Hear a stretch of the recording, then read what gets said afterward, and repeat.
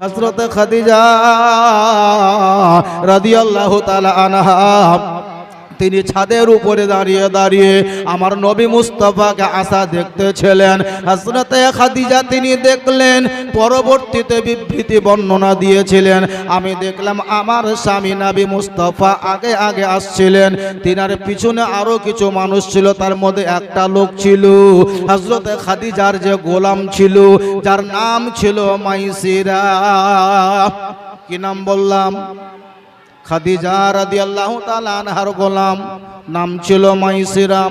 মাইসিরা নবী মুস্তাফার সঙ্গে আসছে।